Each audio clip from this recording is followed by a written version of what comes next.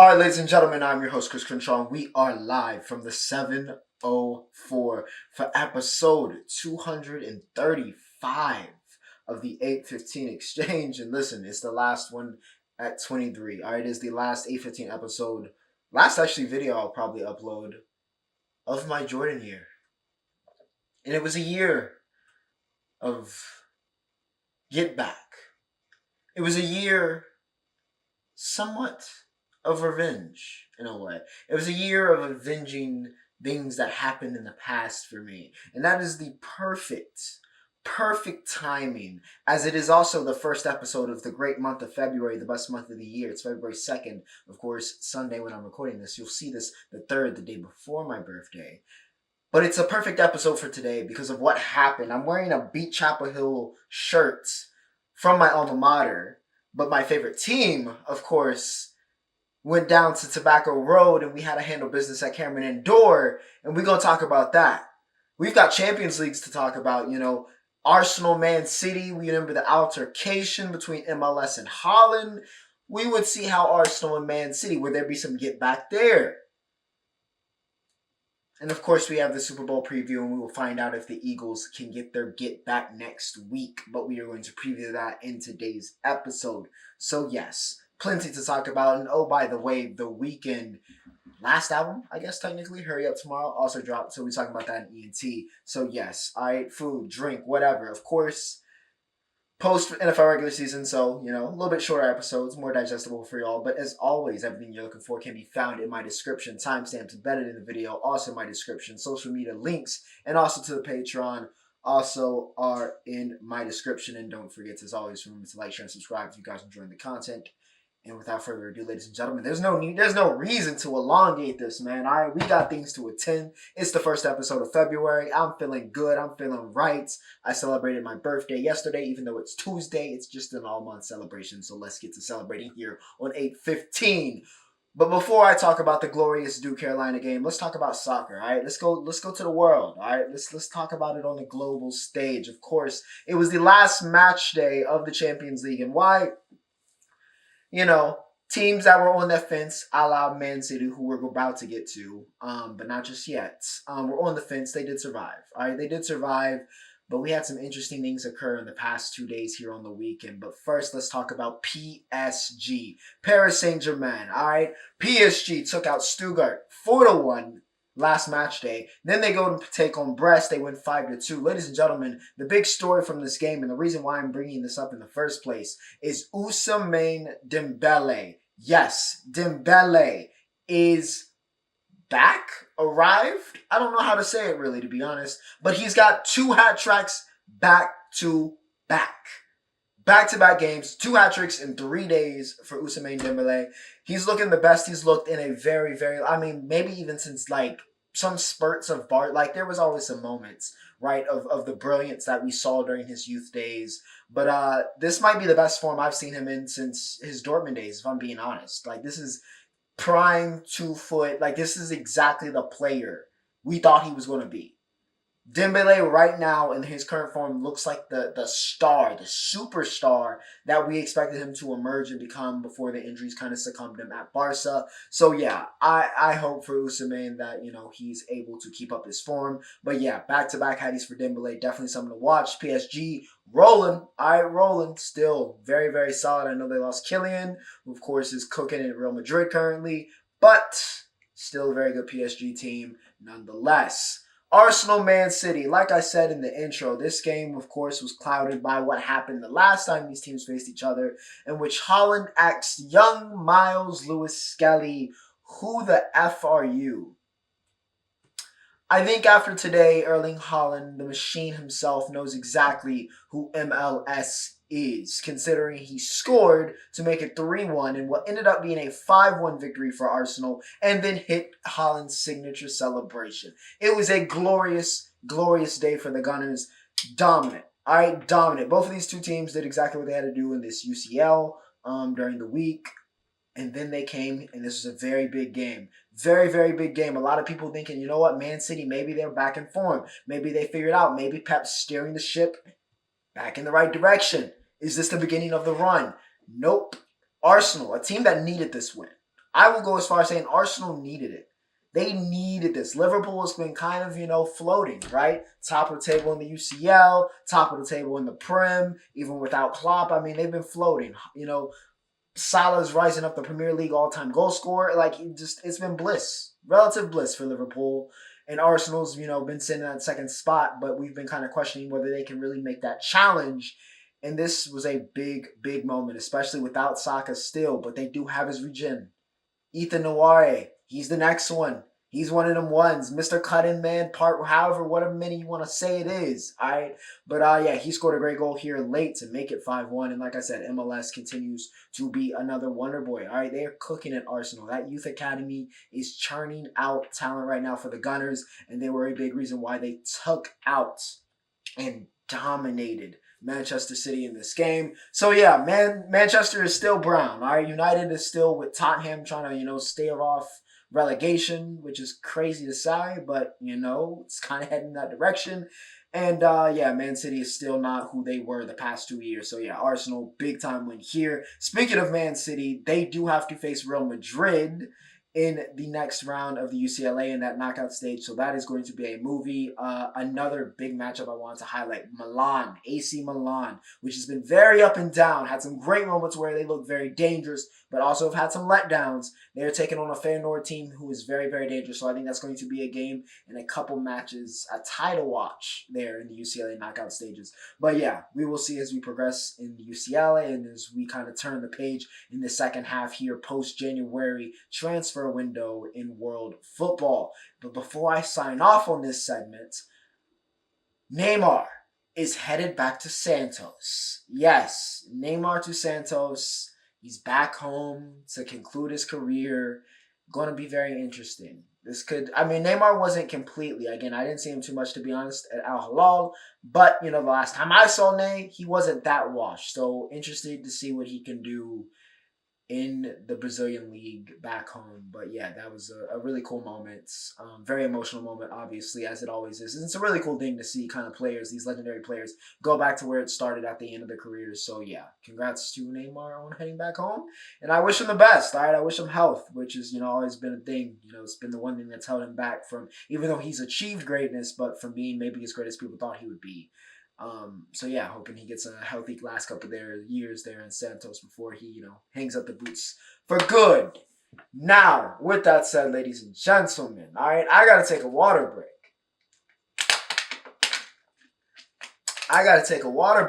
For I'm about to talk about. Because we're talking about college basketball, ladies and gentlemen.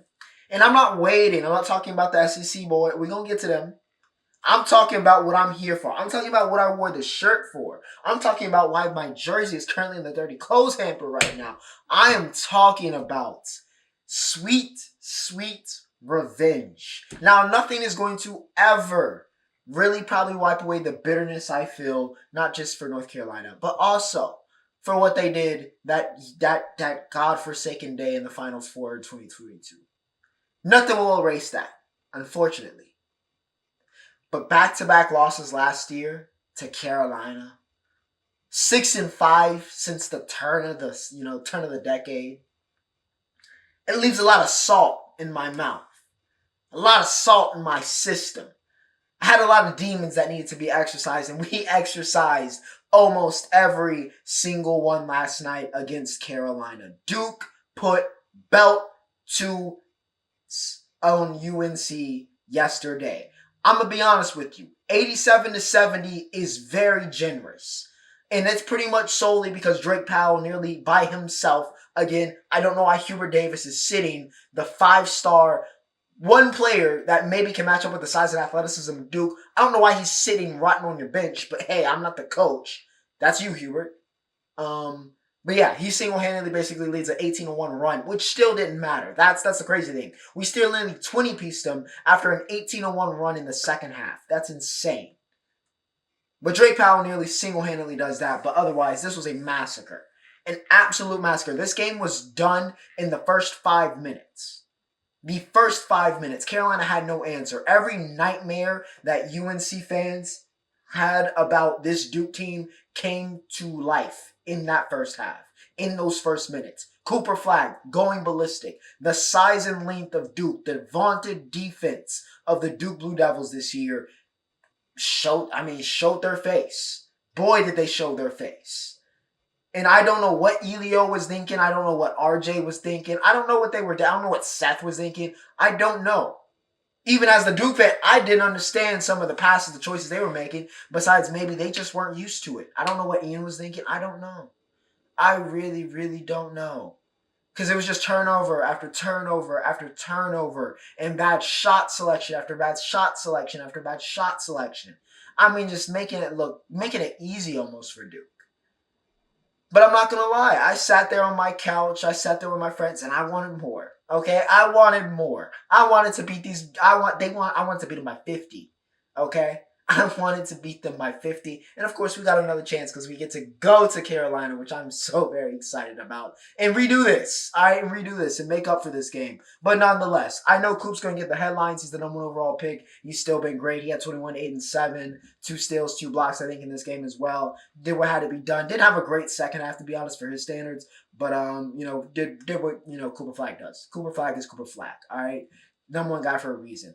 This was the Con Kneppel game. All right, Con looked like Con today. Or yesterday, should I say. Con was that guy for us. 22, 5, and 5. The shots were falling. The scoring was on display. He was the guy in that second half that made sure that we took this thing home. So credit where credit's due. I think Con may have even been our best player yesterday. Let's go as far as saying that. So yeah, shout out to Con, Coop, the exciting whites. We'll be talking about exciting whites later, of course, with the Eagles. But yeah, Duke's exciting whites, Con and Coop getting it done. Tyrese also had 17. But yeah, Duke belt to it was so sweet, man. What a birthday present. What an early birthday present for my boys, man. Let's talk about the SEC slate, though, of course. Auburn took on Ole Miss, yet another ranked opponent for them. Now, Sean Padula, had 29 in this game. All right?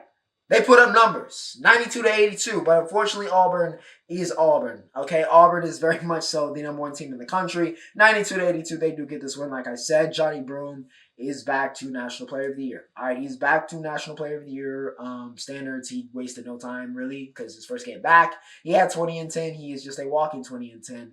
And, yeah, it's going to be interesting to see between him and Coop who's going to get that because he's putting up a hell of a fight, all right? 20 and 12 to lead the way for the Tigers in this game. They had all 5 starters in double figures, but, yeah, Auburn wins the shootout, all right? Too much, too good. No disrespect to Ole Miss, though. This game was the opposite. Yeah, no. And this was also very similar to Duke Carolina, honestly. It was also rivalry kind of in a way for college basketball. Tennessee beat the brakes off of Florida. Beat the brakes off of them. 64 to 44. Lanier had 19, but he didn't shoot too efficiently. But that wasn't the story for Tennessee. The story for Tennessee was the defensive performance. Florida shot 25% from the field and 15% from 3. Only 44 points for the Gators in this game, and this was without Zakai Ziegler. Tennessee dominated. And just as I was gloating and talking about how sweet it was to watch Duke dominate Carolina on Saturday, it had to be the same for Vols fans, for you to sit here and watch you dominate Florida like this. A very good Florida team as well so far this year. And they little broed them. They little broed them. Tennessee little broed Florida. There's no other way to put it. Little broke them. 64 to 44. Easy work for Tennessee. We will see if they can keep this momentum up. Arkansas and Kentucky. The John Calipari reunion. Yes, he was coming back to Lexington. How would he be received? How would this go? He took, of course, basically Kentucky's entire team to Arkansas. So in a way, this was Kentucky versus Kentucky. And guess which Kentucky won? Not Kentucky. Arkansas wins 89 to 74 as Cal gets not really revenge, but maybe one of the great troll jobs, honestly, because Arkansas has not been very good. They're unranked. They're like 1-6 in the SEC. But of course, he beats his old team. Tiero had 21 and 8. John Davis had 18, 5 and 6. Hell, DJ Wagner had a good game, 17 and 8 for him. Amari Williams had 22 and 11. Jackson Robinson had 20, but it was not enough, as I always say, for the Cats. They just couldn't get it done. Cal, I don't know if he spent his entire season preparing for this one game, because that's what it looked like. All right, that's what it appeared. Okay, that is what it appeared to be, because Arkansas just was game. They played to the expectation I think a lot of people had for what this Arkansas team could be. compared to what they've been. And yeah, they showed up for this game, were able to pull off the upset in Kentucky. So yeah, interesting homecoming for Cal, but congrats to Arkansas for the win. All right, ladies and gentlemen, it's time for entertainment. All right, entertainment. Now, cinema. I mean, I guess this is not really cinema, but I guess the Grammys are today, but I don't care. All right, I'm not gonna say I don't care. Okay, I really don't care. Okay, I am watching The Night Agent, Solo Leveling, and of course, still in that Game of Thrones rewatch. I just reached season 5. Man, season 4 was so good. Solo Leveling, Jinwoo just basically said I'm him, and it's been him for like the last 3 episodes, getting close to the end of season 1.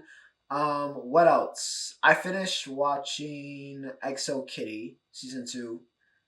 It was okay. It was okay. Nothing crazy. But yeah, The Night Agent has been pretty good. I'm only like 2 episodes in though, so we'll see. Alright, we'll see. But let's talk about music. Alright, more big, finally an American dropped, but I guess technically he's not American. I guess American in the sense of North America. Because the Great Canadian. Alright, there's been a couple great Canadians really, I guess, since, the 2000s, right? We got JB, we got Drizzy, and we got The Weeknd. Oh, on the male side. On the male side. That's not to discount the other great Canadian, because there's been a lot of great Canadians here in the 2000s, 2010s, and 2020s. Okay? But of the 3 most prominent, Abel, I guess as we're calling him now, because this is supposed to be his last album as The Weeknd, finally finished up his career with the long-awaited Hurry Up Tomorrow. And it was long, an hour and 29 minutes, and I think that wore on me a little bit. Even though I appreciate longer songs. The good here was the production. Mike Dean, Metro, Abel has a great ear for production, and he's gonna do what has to be done. All right, he's gonna provide the experience. All right, The Weeknd is a master at experiences at this time. And yeah, he provided another great, audio spatial experience, however you want to describe it. Transitions were there, everything was flowing, but it was a long album. And nothing was necessarily bad, but I'm going to give it an 8. It's not my favorite Weeknd album by any means. Subject material or just kind of overall music. There's nothing that really was like Niagara Falls is my kind of like off of first listen, but it's definitely an album I'm going to have to go through maybe a couple times to see what's really connecting for me. So that 8 could be amendable. It could go down, could go higher. But I don't think it's going to be in that kind of album of the year territory for me. I know I saw some people saying that, but it's not for me personally. Though I do love Abel, and I very much so wonder what's next for him musically, or whether he's really going to hardcore pursue the acting. But still a very solid album to kind of close the chapter of the Weeknd persona on. So yeah, Hurry Up Tomorrow, 8 for me. Of course, that's my lucky number. So yeah, maybe it was just divine intervention there. Going overseas, as we've been so very often to start 2025, Heady One dropped a pair of songs. I only listened to the one with Rayvani because it was the one that popped up in my new releases, called Alone. Very good, very very good. I've never listened to Rayvani, but yeah, Heady did his thing. Rayvani provides some good vocals, so yeah, Alone, good stuff from me. However, 99 Octane, P Money is officially one of my favorite artists. All right, I'm gonna say it now. That Champions League feat Smack has been on repeat for me. And he can't miss right now. He just cannot miss. 99 Octane, heater. Alright, heater. Feet whiny, have it, heater. Alright, P Money, one of my favorite artists right now. Alright, one of my favorite artists, 99 Octane. Super duper cosign, go listen to that. Alright, now, with entertainment wrapped up, it's time. NFL. Second to last NFL segment until at least the NFL draft, okay? And it's just a preview. All right, we're just previewing, okay? The Eagles and the Chiefs. All right, like I said last week, it's the Super Bowl matchup you really should have expected, but nobody really wanted, but it's the one you're going to get, all right? They've been the 2 best, all right? The Eagles were the class of the NFC, the Chiefs were the class of the AFC, and now we are here, all right? It is also a Super Bowl rematch. Last time out, the Chiefs took care of the Eagles, but things are, of course, very, very different now. There is no cheetah for the Chiefs. For the Eagles, they now have a certain running back from Penn State that's really, really good and an MVP candidate. Things have changed. All right, so let's get down to it. For the Eagles, it's going to be interesting. the key to the game is the same key to the game that it's been and it's going to be. You've got to execute offensively. Straight up, you got to execute offensively. Preferably, Saquon's got to be Saquon in this, okay? Saquon Barkley has to have a signature Saquon Barkley, maybe even Super Bowl MVP winning game for the Eagles to win this game. There are two paths to victory I see, right? Your defense shows up, Saquon does Saquon, right? But I'm expecting Spags to try to take away Saquon. So I really would not be surprised if this is not the signature Saquon game, if that's possible right now in his current state. But I expect Spags to kind of shut that off and say Saquon is not going to win the Super Bowl. Which means this game comes down to Jalen Hurts. I think he's the X factor. How Jalen Hurts plays in this game is going to truly determine, even more so of how the Eagles' defense does against Kansas City's offense. How Hurts plays is going to determine how this Super Bowl goes. If Hurts cannot rise to the occasion, Kansas City is going to three-peat. They are. Bar an absolute special performance from Saquon or that defense, the Chiefs will win 3 straight. However, if Jalen Hurts can rise to the occasion, and he has the weapons to do it, Devontae Smith, A.J. Brown, Dallas Goedert, Shipley, Blackwell, whoever you need, he's got weapons. But if Jalen Hurts can prove, not necessarily even that he's an elite quarterback, but for this night that he is a star quarterback, then the Eagles have a chance here. The Eagles can win this. They can match the Chiefs on talent. If Jalen Hurts can rise to the occasion with the lights their absolute brightest, then the Eagles can pull it off. But it's going to be difficult. This Chiefs defense is nasty. I'm not going to sit and lie to you. Chris Jones is in full Chris Jones playoff mode. Karfalitis, that front seven's got some dogs. And in the secondary, Trent McDuffie's going to be on either AJ or Devontae. And that might take that guy out of the picture for a little bit. As good as those two guys are. McDuffie is a special, special talent. But they're not infallible. All right? The Chiefs are not unbeatable. Their defense isn't like, prime Ravens, right? Back in the day with Ray and Ed and Nim or the Steelers. It's not like that.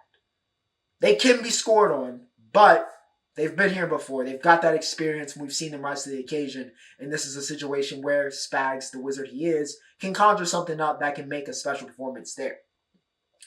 For the Chiefs, their way to victory is even simpler. It's even simpler. It's literally put the ball in Jalen Hurts' hands. I have full confidence that Pat in that offense is going to whoever, whether it's Juju, whether it's I don't know, some random wide receiver they pick up this week. It doesn't matter. Pat is going to find somebody. Kelsey, backup tight end, the assistant quarterback's coach that all of a sudden suited up this week. It doesn't matter. They're going to find somebody offensively that's going to make a play. All right, Pat is going to show up. I ain't worried about the offense. I'm not. The Eagles' defense is going to be an interesting test for them, but, you got to trust Pat in this situation. You got to. It's about the defense, all right? Saquon cannot. The same thing I said with the Commanders. You cannot let him break off 60, 70, 80 yard runs and kill you. Because that is how the Eagles will get you.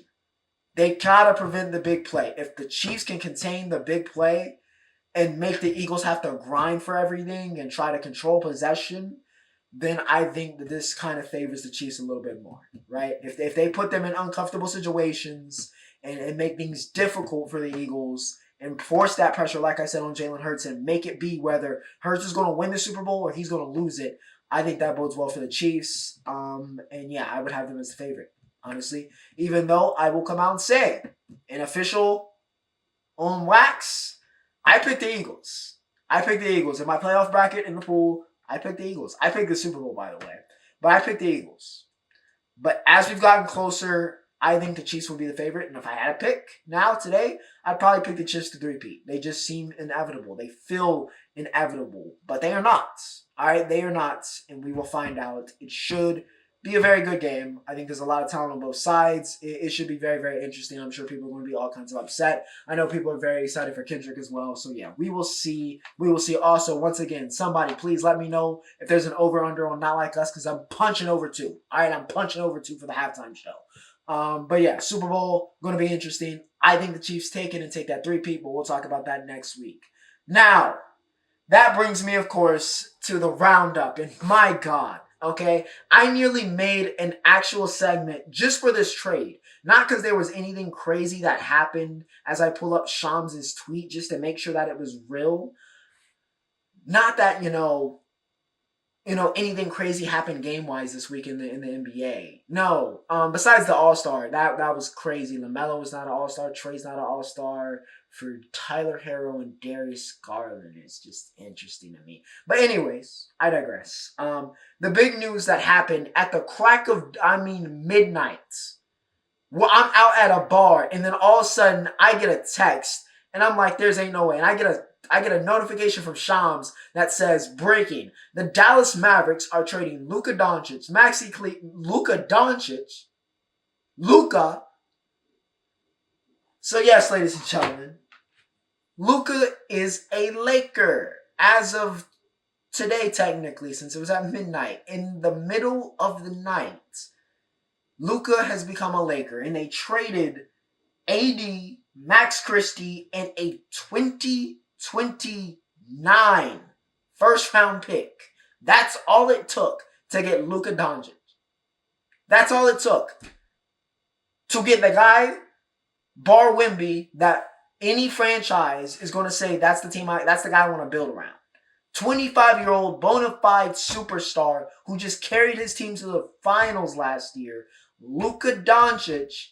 All it took was AD, Max Christie, and 1 first-round pick 4 years from now. That's it.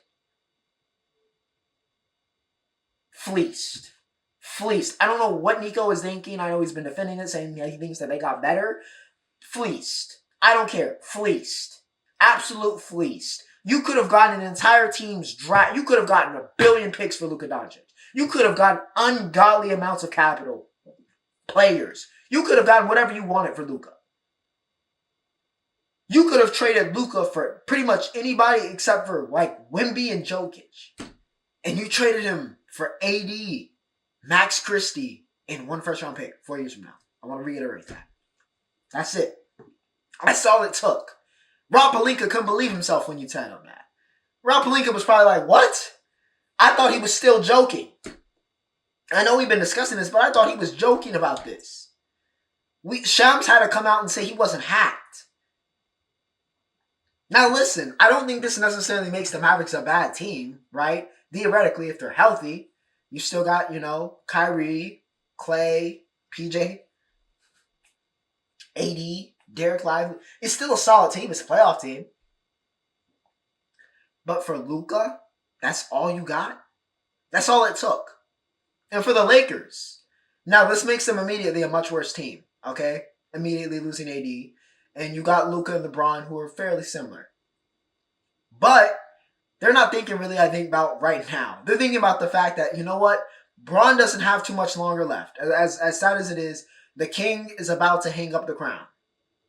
We need succession. We need the heir. And I know I came out here once upon a time and I said that Luka Doncic was the heir to the best player in the world thing. I said that during the finals last year, or the Western Conference Finals. Y'all can go back and watch that.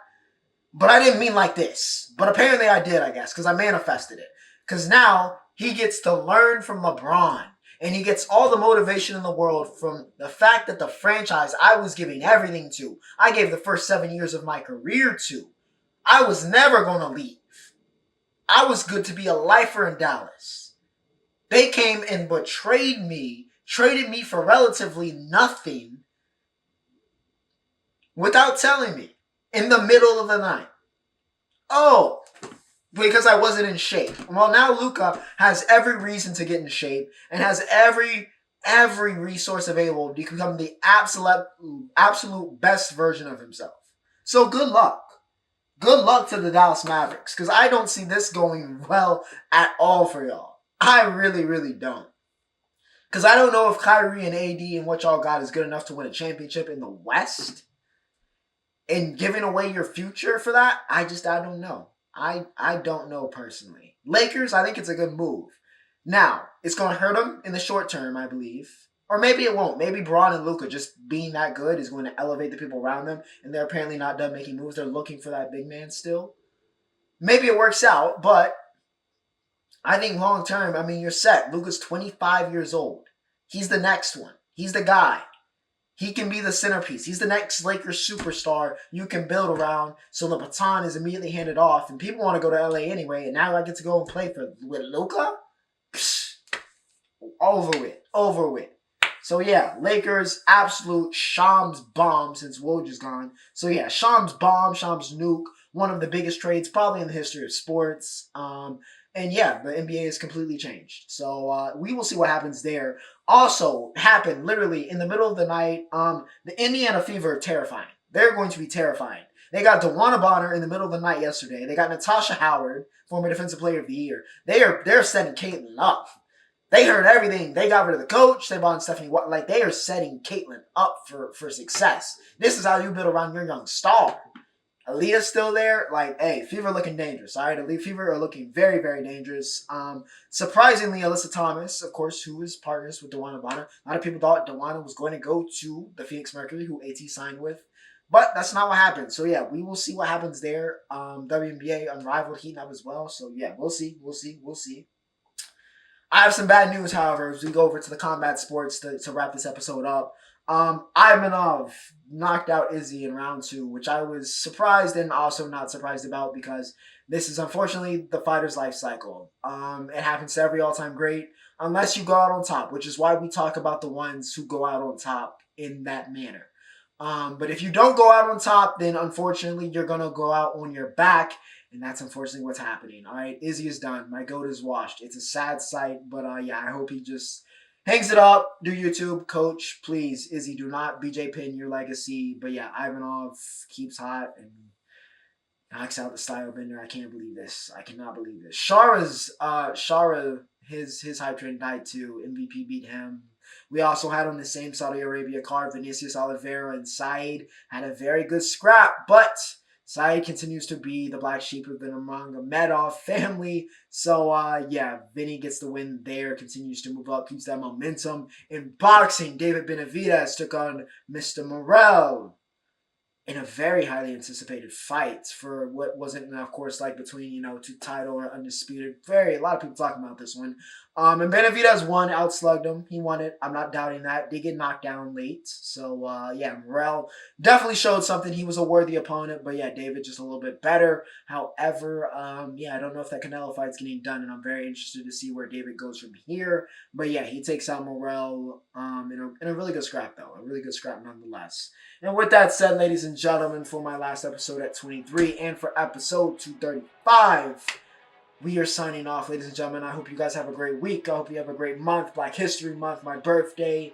I guess if you're a lover, you have the 14th, but I don't care about any of that. Anyways, greatest month of the year, Super Bowl next week. We'll talk about that then. But for now, Ocho signing off.